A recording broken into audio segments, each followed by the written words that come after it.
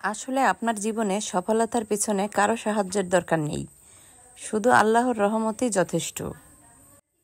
ভালো মানুষের সবচেয়ে বড় দুর্বলতা হলো সে সবাইকে নিজের মতো মনে করে, আর সবাইকে এই নিজের মতো মনে করতে গিয়ে সে তার মুখোশটা চিনতে দেরি করে ফেলে। এটাই ভালো মানুষের দুর্বলতা।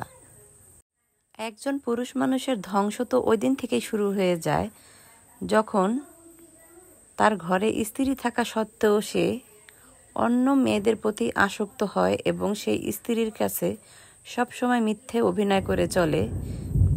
কাছে আসলে সে বাসায় আসলে ভালোবাসার অভিনয় করে। এই পুরুষ মানুষের ধ্বংস অতি নিকটে। আসলে ভালো একটা ঘরের চেয়ে ঘরের মানুষগুলো ভালো হওয়াটা বেশি জরুরি।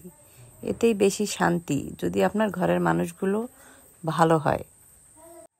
দেখবেন স্বামী স্ত্রীর সম্পর্ক তখনই নষ্ট হয় যখন সে তৃতীয় ব্যক্তির বুদ্ধি বা পরামর্শ শোনে। তৃতীয় ব্যক্তি যদি আপনাদের মাঝে গুরুত্ব পায় তাহলে অবশ্যই সেই সম্পর্ক আর টিকে না। তাই যারা বুদ্ধিমান লোক তারা কখনোই স্বামী স্ত্রীর সম্পর্কের মাঝে তৃতীয় ব্যক্তিকে কখনোই তারা আনবে না।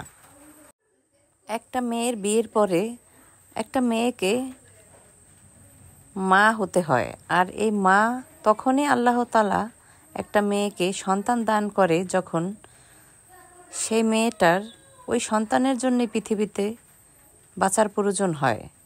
তার কারণেই সে বাঁচে। এজন্যই আল্লাহ তাআলার সিদ্ধান্ত এবং পরিকল্পনা খুবই সুন্দর। তাই কখনো আল্লাহর উপরে ভরসা না হারিয়ে সবসময় তাকে স্মরণ করা এবং তার উপর বিশ্বাস রেখে জীবনের প্রতিটা পথ চলা বা আগানো বুদ্ধিমানের কাজ। যারা সত্যি সবসময় আল্লাহর প্রতি ভরসা এবং বিশ্বাস রেখে চলে তাদের জীবনে চলার পথগুলো অনেক সহজ হয়ে যায়। তারা কখনোই কোনো বিপদ আপদে তাদেরকে আটকে রাখতে পারে না। তাই ক্ষণিকের পৃথিবীতে কোনো কিছুকেই দুর্বল না ভেবে, ভয় না পেয়ে সবসময় একজনের প্রতি ভরসা রেখেই চলার চেষ্টা করা ভালো। তাহলে মানুষ মানুষকে ঠকায়, কিন্তু আমার আল্লাহ তাআলা তো কাউকে ঠকাবেন না। তাকে ভরসা করলে, তাকে বিশ্বাস করলে কেউ ঠকবে না। কিন্তু এই পৃথিবীর মানুষগুলোকে বিশ্বাস করলে, তাদের সাথে মিশলে মানুষকে প্রতারিত হতে হয়, ঠকতে হতে হয় প্রতিনিয়ত, সেকেন্ডে, মুহূর্তে। তো সেটা আমরা বুঝি না। আমরা আসলেই মানুষের প্রতারণায় পড়ে মানুষকে বিশ্বাস করি, মানুষকে ভালোবাসি, আর মানুষের ভালোবাসাই চাই।